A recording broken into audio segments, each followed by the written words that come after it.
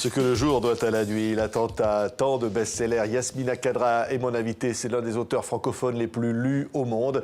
Et le voici qui nous entraîne dans un univers poétique incroyable, c'est l'univers du désert. Et c'est que le mirage doit à l'oasis. C'est qu'au fond, Yasmina Khadra, mirage et oasis, c'est la même chose?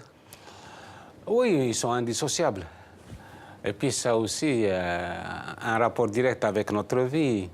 Ce que nous avons, ce que nous croyons avoir, ce que nous possédons, ce que nous croyons posséder, ce que nous sommes, ce que nous croyons être. Donc il y a le mirage, il y a l'oasis, Oui. L'authenticité et l'illusion. C'est incroyable ce livre publié chez Flammarion. C'est quelque part aux sources de votre enfance, de vos parents, finalement de ce désert qui vous a nourri. C'est surtout un retour. J'avais besoin de ce retour. Je suis allé trop loin, trop loin. Il fallait que je revienne aux sources de toutes mes inspirations, là où je me suis vraiment construit. Et voilà, c'était une espèce de, pas de voyage initiatique à l'envers. Oui, c'est Kenatsa, votre enfance dans le sud algérien. C'est le désert d'abord qui est la première image qui vous marque. Oui, certainement. Parce qu'au commencement, on ne comprend pas. On regarde, on constate, on observe. Et le désert s'est imposé à moi comme une espèce de prophétie. Voilà. Et ça, c'est resté une sorte de prophétie. Quand il y a des questions qui se posent à moi et qui me dépassent, il me suffit de me rendre dans le désert pour d'un seul coup trouver quelques réponses. C'est-à-dire que, quelque part, il vous nourrit, ce que je disais, qu'au fond, il apporte quoi à l'homme que vous êtes? L'apaisement, c'est sûr. L'apaisement, c'est aussi une façon de se réconcilier avec ses déboires, ses déconvenus, pour repartir encore plus fort et plus confiant. Oui, il y a des poèmes. Si tu étais un mirage, je boirais de tes sources. Si tu étais une énigme, je percerais ton secret. Si tu es la mer, je serais ton sel. Et puis, il y a évidemment l'amour, au fond, qui est quand même le fondement de tout, Yasmina Khadra. Oui, c'est indispensable, l'amour, pour moi. Je ne sais pas haïr, mais je sais aimer. Moi, j'ai écrit ce livre surtout pour essayer de continuer de croire dans tout ce que j'ai fait. À un certain moment, on est traversé par des turbulences, on est un petit peu secoué, mais en sortant de ce livre, je me suis retrouvé dans une sorte de plénitude. J'étais dans la quiétude la plus fantastique. Et ce livre, c'est aussi une invitation à la découverte du désert algérien. Les gens, il faut impérativement... Qu'est-ce qu'il a de si fascinant? Parce que je crois qu'aucun désert ne ressemble à un autre. Oui, bon, tous les déserts sont fascinants. Mais nous avons une variété de déserts en Algérie. On a le Tassili, le Hogar, on a les Ergues, on a le Reg, on a même aussi l'Ahmada. Donc voilà, c'est un voyage à travers toute la beauté, toute la sérénité de la terre. Oui, il y a des œuvres qui accompagnent ce livre, qui sont signées Lassab Metoui, qui lui est tunisien. C'est son regard à travers. On voit ces peintures extraordinaires, pleines de couleurs. Hein. Oui, c'est l'enfant du désert, lui aussi. C'est quelqu'un, et puis je l'aime beaucoup, c'est quelqu'un de très pur. Il se donne en entier. Et il est d'une générosité extrême. Donc voilà, quand on s'est rencontrés il y a 7 ans, on a parlé d'un projet commun.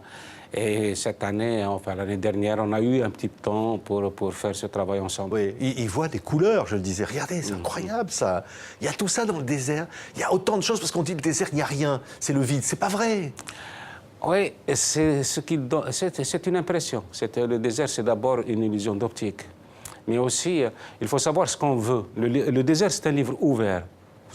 Vous trouvez exactement ce que vous cherchez. Si vous voulez la paix, vous trouverez la paix.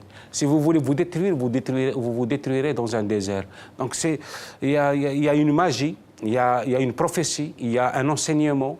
Il nous renvoie surtout à notre finitude, à notre inconsistance. Voilà, il nous dit, que nous dit le désert?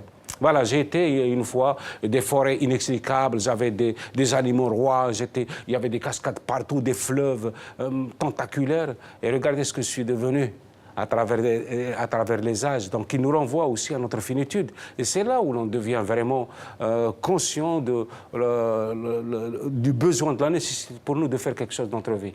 Oui, c'est ça. Et c'est là où aussi vous avez découvert l'amour de la littérature. Parce qu'au fond, on voit dans ce livre, et vous le dites, au fond, vous dites, un livre qui me manque, c'est comme une amputation. Oui. Et qu'au fond, finalement, ce désert vous ouvre vers cet imaginaire. Moi, c'est surtout les miens qui m'ont ouvert à la littérature. Et les miens ont été imprégnés par le désert.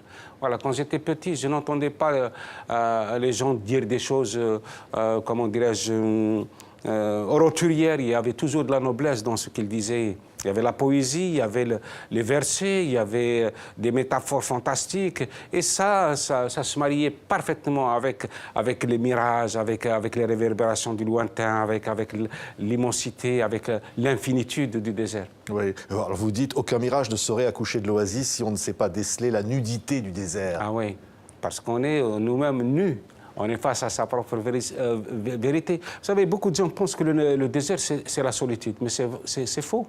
Le désert, il nous restitue à nous-mêmes. C'est-à-dire, on est avec soi, avec nos absents, avec nos fantômes, avec nos espérances, avec nos rêves, avec même nos interdits. Tout, il y a tout un monde autour de nous quand on se croit seul dans le désert. Oui, quand vous dites que le désert sert à habiller notre âme. Ah oui? Le désert est nu, mais il habille votre âme. Oui, l'âme, le corps, bon, il peut porter ce qu'il veut. Mais jamais il ne ferait de l'âme une lumière. Oui. C'est à l'âme elle-même de prouver que, quel que soit ce qu'elle porte, que ce soit des hardes ou bien de la soie, elle est toujours elle-même. Oui, et on voit ces décors incroyables. Ce désert épure notre esprit. Ouais.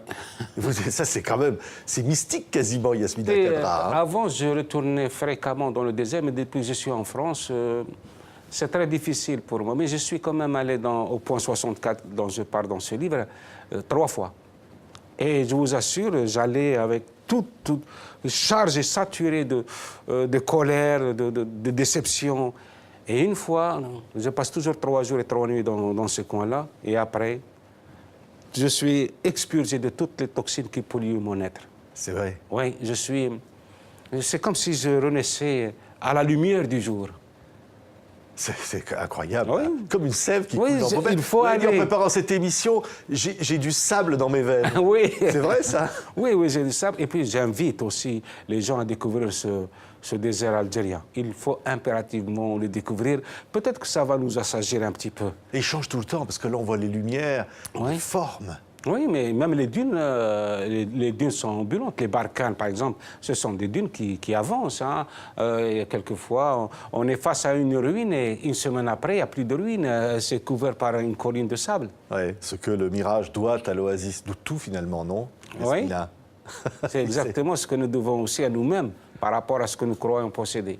Oui, c'est un très beau livre poétique illustré des œuvres de Lassad Metoui, publié chez Flammarion, Le désert, raconté par Yasmina Khadra, Ce que le mirage doit à l'oasis. C'est un livre extrêmement personnel. On était ravis, Yasmina Khadra, de vous recevoir aujourd'hui. Moi, doublement.